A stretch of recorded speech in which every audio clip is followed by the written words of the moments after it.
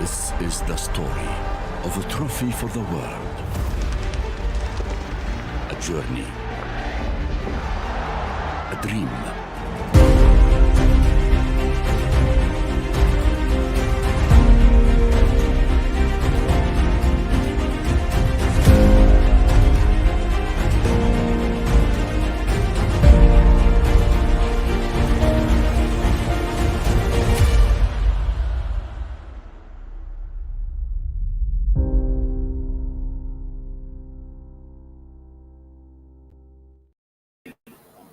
All right. Well, so like we say sometimes the underdogs do not always have their wish. And so it was last night for Croatia, in as much as people had thought they had a fine run, reach going up the way to the semi-final. But the Argentine had something different up their sleeves. And unfortunately, that run has ended for the Croatians as the Argentines completely outclassed them 3-0 to qualify for their second final in the last two editions of the World Cup. That's how I welcome you to today's episode of Sports Orbit. My name is Afacho. Salifu Usman is right here with me. Salifu, welcome to Sports Orbit. Thank you. So listen to you. Yeah, I mean, yesterday, while we previewed that match, our colleague, we hope sometime along the way will join us. But you and Wale seem to be on the same page yesterday, talking about the Croatians, how they've been fantastic during the World Cup, even though they haven't played the best of football, but they have been resilient, they have been disciplined, and that was one of the key factors that took them all the way to the semi-final. And going into that game yesterday, because of how they've uh, played their last couple of games on their way to the semi-final, some football fans, well, not I wasn't one of them who shared that. So some football fans actually felt Croatia were going to make it to the final playing like that, defensively, trying to drag games to penalties. But for the Argentines, they didn't have that luxury. They ensured that they ended that match in a regulation time. And of course, at the center of it all was a certain Lionel Messi who pulled the strings in that match completely, and that made complete difference in that match. Yeah, after you say, you say you cannot. Yeah, just like they always say that you cannot always have your way. Yeah. Yesterday, I was one of those who strongly believe that yes, it's going to be tough, but Croatia will definitely may have their way through based on the way they have played this game. Just like you say, not that they have played fantastic game in this World Cup so far, but their discipline and their resilience have carried them this far a level. But yeah, I thumbs up and I do my heart for Lionel Messi because Messi knowing quite well that if they mistakenly slow down the game and allow the Croatians to come into the game, it is definitely going to be tough for them. Because what has been going well far to taking the Croatia to this time, if they are able to contain you, holding you for the first half, they begin to frustrate you, and at the end of the day, you lose your composure, you lose your focus. And but that Messi, knowing being an experienced player is here and being a star man he is, and who is also a man who is desperate to achieve something, you know that no, this is my God. It's just like when you have your last chance, you don't want to toy with it. And Messi know quite well this is my last opportunities. I shouldn't allow a certain Croatians to deprive me of this opportunity once again. So he take it upon himself, and that magic proof big to be the turning point for the Argentina yesterday. And that early goal in the 30th minute changed the whole tactic because Croatia now know that there's nothing to defend. Yeah, exactly. Because, so they had to come all out. Yes, when you know you don't hold anything to defend again, and you want to come out, and that make you look vulnerable, and that's what happened to the Croatia yesterday.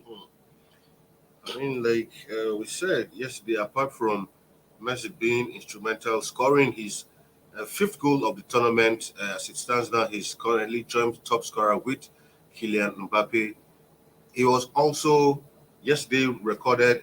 He actually equaled the record for most World Cup matches played by any player. Lothar Matthews, and especially he will play in the final, and that will put him as the player who has played most games in the World Cup. Sometimes when you look at his achievements over the years, 35 years old, and you just see how phenomenal this man has been over the years. sometimes when you look at the records, especially alongside he and Ronaldo, sometimes you want to feel that as if football wasn't played before they came in, because a lot of these records stood before two of them came onto the scene, but they've gone ahead to surpass all of these records and are still going at their age. Yeah, these generations or the next generation to come will definitely, even though the children that are yet unborn, will definitely come to read about one certain Lionel Messi and one certain Cristiano Ronaldo. These two guys are just phenomenal. They have setting a new in the round leather game. It is also sometimes when we want to begin, if you are jealous of these two guys, you will not be blamed, because what they have achieved over the years in terms of for almost 2 decades now. They are almost 2 decades. These two players has dominated completely, and to the extent that even silent any new generation that try to rise up. So it is unfortunate that the like of Neymar, the like of Kylian Mbappe, and several other players who come within the eras of the Messi are not being fair to, are not being kind of, because they have been overshadowed by these two players. And here we are 35. Lionel Messi is still looking as if as somebody who is within the 25 or within the 20 years of age. You can see how far he has gone. It's just that unfortunately he has come out to admit this happened that year. He's very grateful, and he's thank God his last World Cup match will be in the final, to play in the final as his last cup. But I still believe that if Messi still hold on, Messi can still play in 2026. It may not be 100% active, but because he'll be 39 then. But he'll be 39, but the football sense and the football thinking will still carry him far. Very well. All right, Wale has joined us. Wale, welcome to the show. Welcome, joining us a bit late, but better late than never. Welcome once again to Sports Orbit. All right, when we get the connection properly, we will speak with Wale. I mean, speaking about Lionel Messi's age, because the run up to that third goal, where one of the brightest defenders so far in this World Cup, who had the duty of tracking Messi, but Messi actually dribbled him almost 3 times, and somehow, in as much as he tried to muzzle Messi up the ball, and that's the last time I saw Messi play like that was when he was coming up. Once Messi has the ball at his feet like that, it's like a glue. It's like his feet is glued to the ball. And irrespective of what the defender did, that ball simply did not leave his foot. And all he did the whole work was just to lay a simple pass, and it was a simple tap-in. And thank God for the scorer. Exactly. Position, exactly. Position himself and do the perfect finish. Messi, sometimes you find it difficult to even get the actual word to describe that. Exactly. Messi is a different player on the planet. Obviously, and he continued to exhibit that tendon. After Messi left Barcelona, when everybody felt maybe the sky is coming to an end of era is coming to an end of era. But unfortunately, he has been he has been quiet in the PSV where he played. But when it comes to the 1990, it's like after he even left Barcelona. His duty at the national team, his achievement at the national team, has even because everything he has achieved within the national team is after he left the Barcelona. It's like the burden of the Barcelona opportunity to focus more on delivering at the national level, which he has delivered perfectly. Now he has opportunities to cap it all. Talking that the third goal you're talking about, it's something that one can really describe. It's a fantastic move, and it is only a certain Messi can also do such a work. Yeah, completely. I don't know if Wale has joined us. Anyway, I'm sure he'll join us in the course of the program. Now for Argentina, France already in the final, so they'll be waiting for either France or Morocco to meet them to continue this World Cup party. But for Croatia, I'm sure a lot of people, nobody expected Croatia to lose by such margin, even if they were going to lose. That's the most exactly. Yes. No, 3-0. Because most people who are saying how they've played defensively, people felt, okay, maybe if they're going to lose, maybe it's going to be a 1-0, 2-1 kind of thing. But losing 3-0, where do you think the Croatians got it wrong yesterday. That's what I just said yesterday. I said earlier. I said that early goal, that penalty goal by Messi, opened the whole thing. And because when the strength of the Croatia so far in this game, just what I've said earlier. Not that they are be too fantastic, but they are very disciplined side, very disciplined side, and defensively, who try to hold you and try to contain you whatever you are bringing. But losing that early goal, that penalty goal that gave like Messi first goal. Now they now know that okay. Before you need to hold on to something before you can defend. And if you continue to defend, you are going to lose. So then that now becomes we need to go out to cancel this goal, just like the way they did against the Brazil after the Neymar scored in the extra time. They quickly got and you work out for them, get the equalizer, then return back to their shell and then try to defend their house. But against Argentina, they got it wrong. Trying to go all out just to cancel that one goal, and unfortunately that opened the space for the Argentine side, and then to hit them more ball, to hit them more. And it is really unfortunate that yes, Croatians are going out the way they go. But no matter how they go out, I still don't my heart for Croatia. They have tried playing the final 4 years ago, and then fought this fight in the semi-final again. Very few teams have achieved success. Very well. And of course, and after that match, like Messi rightly said, he said losing to Saudi Arabia actually helped to propel Argentina to reach the final. Recall that, Argentina came into the World Cup with, plenty of expectations. But that match against Saudi Arabia, and if you recall after that match, and we also said this on the show, it happened also in Italia 90 when they went on to win. First match against Cameroon, they lost 1-0. And it seemed like Argentina were going to, not going anywhere, but somehow they went all the way to the final of that competition. Although not winning it, but they went all the way to the final, if I could recall, losing a slim 1-0 to Germany. I recall that match. But they didn't start as most things expected, but as the tournament proceeded, they ended up reaching the final. Same for, I can't remember which team was that. Was it Spain? Spain too, in 2010 too. So sometimes when you go into a tournament like that with a huge reputation, sometimes that losing that game at the early stage actually gives you like sort of a reality check. More importantly, when you lose to an underdog, a team you never ever imagine that you are going to lose to. Just like for instance, the Spain example you cited in 2010. Spain come into the World Cup with a high hope. Every high have the best squad. They came in as European champions. European champion with the best midfield, everything. But the reality check given to them by Switzerland. They say, what? How can we lose to Switzerland? And tell you that if we are losing, that means we are not here. Just like say when you have a small share, just say I'll beat you, and you expected that you just beat you, and for your surprise, the guy just slap you there. You'll be forced to go all out to bring out everything you have to deal with shots a shine. And that's what Argentina has done. Because they never expect, they never even think of. If there's anything that I even might think of, not to think of, say, it's a team Saudi Arabia will give them a reality check. But that defeat against the Brazil, and that's what we are not there. Because remember that they come into that game with 35 match unbeaten run. And when you have such a record, you believe that you are up there, nobody can challenge you, and nobody can. So, but when Saudi Arabia shocked them, and I said, wow, it means we don't have it yet. We need to go into the draw board, and then everybody believes to bring everything, all they have in the arsenal to bring on, and that has truly paid for. If you look at the next match against the Mexico, Messi has to stood up, understand, and since then they have picked it up.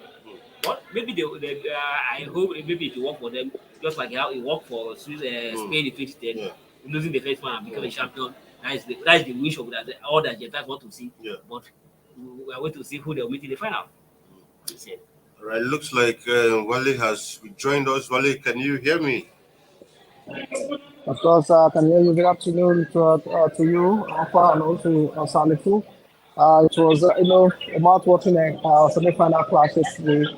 And I actually said it on this show that if Argentina can actually get to score a goal before 90 minutes, they were going to actually progress and win that particular match, and which they did. I think the tactics that they used yesterday actually worked in favor of them. They actually occupied the midfield, They ensured that they're doing all the all the loose balls right there in the middle of the park, and also looking at the tactical approach to that particular game. They got one of for me one of an injury room of the Croatia who are actually covering Luka Modric and Kovacic. Anytime they they go to attack on the Argentina half, that player actually they got him injured and he was removed at the start of the second half. I think that actually worked for them yesterday. And again, the penalty that they actually considered in the first half actually brought the morale of the Croatian down, and that was what the Argentines capitalized on for them to actually go all the way to get that particular victory there yesterday. But as it stands now, it's actually a good outing for Argentina so far. They're able to show their resilience in that particular one. I hope that they get to take this momentum going forward and get to into the finals.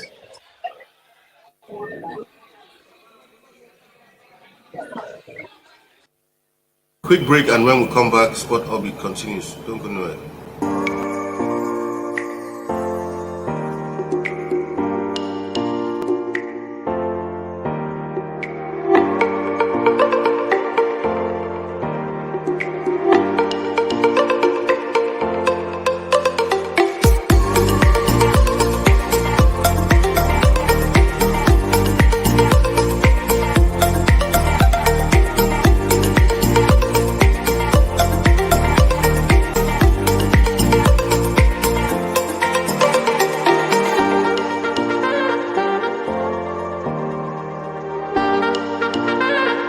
For sponsorship and advert placements, please contact 080-3688-6158. Last Word Leadership Podcast Studio. You have the last word.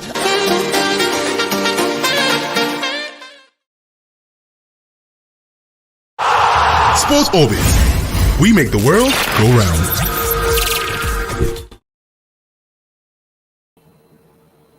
All right, welcome back from that break. It's still Sports Orbit. Now to the business of the day. Later on, 8 p.m. Nigerian time, France will be up against Morocco in the second semi-final match. Well, the winner of this encounter will take on Argentina in the final, which comes up on Sunday. So for Morocco, having made history, they will be hoping to make another history. First, they made history by becoming first African country to the semi-final, and victory against France will put them in the final. That will be yet another issue on its own, and who knows what can happen from there if they make it to the final. So, Salifu, tonight, France up against Morocco. For me, these two teams are teams who share so much in common. Like today, I was just watching some images of the mood like in France. So a lot of French-born or Moroccan-born French. In fact, they're being asked who they're going to support. So all of them were like, if France wins, I'll be happy. If Morocco wins, I'll be happy. So for them, it's like two brothers. Yeah, exactly. Brothers play against each other. So, and that's why I feel this game will be quite different from other games Morocco has played, because the French side knows so much about Morocco, just like the Moroccans know much about them. In fact, a lot of the Moroccans actually ply their trade in France. So these are people who are actually brothers, understand each other. In fact, the other thing yesterday, Kylian Mbappe and Hakimi actually, snapped a picture together, wishing each other luck. So it is going to be like a game of brothers. Yeah, but it will look like a friendly game, but it obviously it's not going to be a friendly game, because something is really at stake. And these two sides has never met at a competitive match. It's always will be a friendly game or unofficial competition. But just like you see, it's two teams that know each other very well. Yeah. For instance, the Moroccan coach was born in France. Exactly. Trained half his football careers all in France. So it's a team that know each other very well. And if you look at how they are also played together so far, the two sides is a team that also always want to operate on counter attack. Yeah. While France, despite the added of striker, they always way to allow you to have the protection and then get you on counter. And the Morocco, not even forgetting the Morocco style that has always been on defensive side, try to hold you, allow you to play all the game, defend you, contain you, and then try to get you on counter. This is going to be an interesting tie and a certain game to watch, and no doubt about it. Morocco, nobody could give them this chance when they have reached so far. They have achieved a whole lot of things, but a lot of people are beginning to feel that that history running may come to an end today. So I don't know if Wale is still with us. Okay, so Wale is not with us. I mean, like you said, same like it was for Croatia. Also had a fantastic run, but like they say, these things sometimes come to an end because while you are doing some certain ways, some people are out there watching you and saying, look, if you come against us with this kind of tactics, we've seen how you've come all the way, so we are better prepared. So I think that's the advantage, maybe for instance, the Argentines had over the Croatians, because the earlier teams who played the Croatians, maybe if you look at it's a one-off, so maybe we can, but having seen that, okay, you did this against this team, did it, 3 times, so you now see that, okay, this is a pattern, so you will be better prepared. So for the French side, if maybe this was the first match or the second match in the World Cup, it would have been different. The French would be like, okay, this is Morocco. We can easily deal with them. But having seen how Morocco have progressed, the French exactly top teams, top European teams for that matter, France will be better prepared and say, look, if we are not careful, we'll fall prey. So the preparation will be better and they'll be more ready for this encounter. Yeah, the preparation will be very better, and at the same time, it's just like you say, the French may by now, especially whom may have replay, watch all the videos, all the videos, try to watch all the tactics of the Moroccan fans, have them be able to hold on against several Belgium, Spain, and then Portugal. So they have done this several times and they have succeeded. But Spain will not want to France will not want to fall into that trap as well. And the best way France will not fall into that trap, in as much as France also is a team that always sit back. I like to hold the game, but in this game it's going to be a tally. France will definitely come out to attack, and as they come out to attack, France will want to. And the only thing that can allow France to play their normal game is to get early goal. Exactly. So if once the France came out early and get an early goal, that will open up the space. Morocco will also want to come out to play. But if they allow the two sides to play and sit back and you sit at back, the game will be very dull for the fans to watch. But definitely it's going to be a very tricky tie and a different ball game entirely. Morocco have had it to work for them so far. But either that plan is going to work against the French today. In the French team, France has a certain player that you can't, in as much as you look back to Mbappe as a star man, but apart from Mbappe, there are several France players that you cannot hold on. I mean, Giroud is there, who score out of nothing. As long as the ball gets to his head, you do exactly. You have Giroud, Griezmann is there, Giroud is there, and several other young players who are within the team. So France is going to be a very different game for Morocco today, and also in as much as we're talking about Morocco has also tried to watch all the videos of the France and tried to study them. But it's going to be an entirely different ball game so far. If you look at there's no even need to look at the previous game between these two sides, but the record is nothing to show about it because it's a different ball game entirely. But it's going to be an interesting war. I mean, going to be an interesting one right there. Well, that match comes up 8 p.m. Nigerian time. So if you are going to put your money on any of these teams, who will it be? Well, yesterday I tried to put my money on the Croatians, but unfortunately I didn't get it. But obviously, before now, like yesterday, something was telling me that I would like to see a final of Croatia. Morocco, But what happened to Croatia is I see the same. I see the same thing most likely going to happen to Morocco because it was like almost the same formula, but which failed to work for the Croatia yesterday. But I don't know what the Moroccans are planning. But obviously, it's going to be a very tough game. But a lot of things has come into play. For instance, there is a lot of injury players who are already injured, and fatigue has also fatigue has also set in. But France has more experience more experienced, At more this exposed level, at this exactly. level compared to Don't Morocco. forget they are defending champions. They're defending champions, so they have trained on this part before, so Yeah. they know how to train on the same foot. So, but unlike Morocco, who are just I don't want to use the word novice, but to the extent, this is their first experience. Not just Morocco, this is the first African team to come to this far. So, and for France, in fact, a lot of those players who won the World Cup in Russia are still part of this team. Exactly. So in fact, the core of the team is those players who won. So they understand what it means to win. They are experienced at this level. So you know. The experience is like, to them, it's not even a big deal. Exactly. We have played this part of the trophy is still with us after all. The trophy is still with us. So we still hold it. Exactly. And they definitely want to still keep it. Yeah. So, but for Morocco, but I don't want to say, but if you would direct Morocco, very well. I agree. Yeah. But France need to be up there again. But I see that I see everything going on the way for France tonight. But if things work out for them, right, like I said earlier, match comes up 8 p.m. Nigerian time, and we'll be looking at that tomorrow. Hopefully, we'll give you a complete update and review up to some other stories where Croatian coach Zlatko Dalic has said that he wants Luka Modric to stay on and feature in the Euro 2024 squad. Well, for Luka Modric, if he's going to stay on in Euro 2024, he'll be 39. But looking at the way he has played so far, he doesn't even look.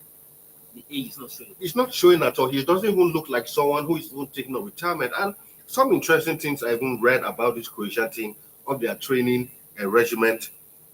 I heard their training regiment, they almost train like the military. Like for Luka Modric specifically, I even heard he was born in like a military barrack. So maybe that's one of the reasons for his resilience, is because he's showing no signs of tiredness. So for the coach, who is his coach, sees him in training every day to say he wants him up to 2024, I mean, the coach, there's something the coach has seen and feels this guy can still be relevant in the next 2 years. For Luka Modric at 37 and still play a football match for almost 2 hours, you definitely give it to him. Yeah. Apart from even playing for Croatia, he's still playing very active. He's still Very a core member, a core team. team of Madrid team. If he don't play, Madrid also felt his absence. Very well.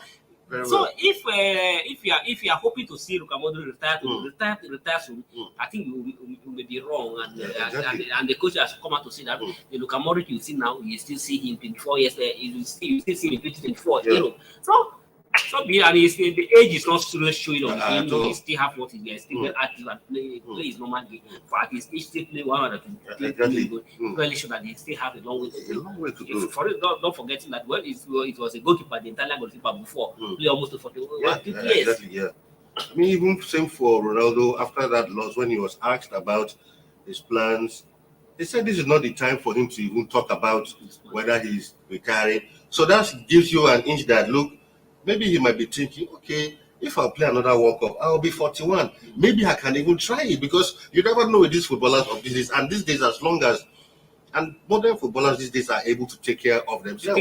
Once you can take care of yourself. So for Ronaldo, he's not even thinking, he might be like, okay, well, let me just try another 4 years. I'll be 41 by then. And who knows? And the 4 years you're talking about is just within exactly. As long as you still play active football, you definitely be fit for the game. Yeah.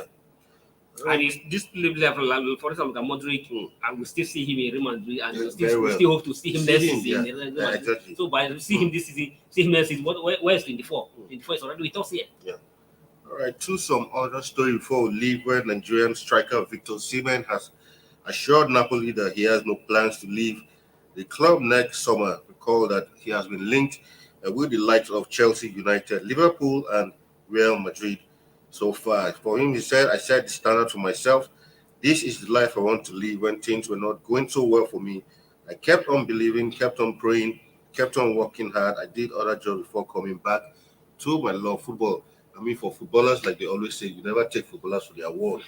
Footballer will tell you something today. Tomorrow, if he secures a move to either United or Madrid, that's when you hear that since I was a child, I've been dreaming for the day I'll play for Madrid. just like a beautiful brand. Exactly. Yes. Exactly. But if he say, I have no plan to leave this January, I will agree with you.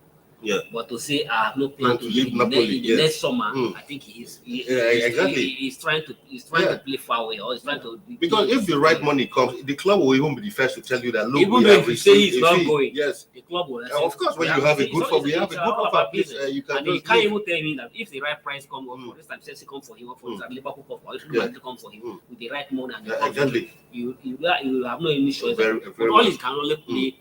We all of them wish him to stay fit and still maintain the level he has, maintain the remain consistent the way he is. But we want to see him at a bigger club. Yes, Liverpool is a bigger club, Napoli is a bigger club, but the more bigger club where he can even fail more. Exactly.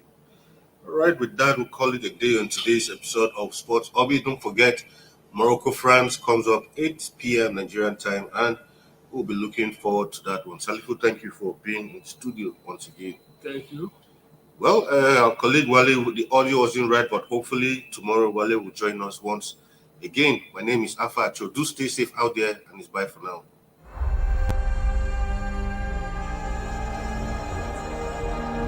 This is the story of a trophy for the world. A journey. A dream.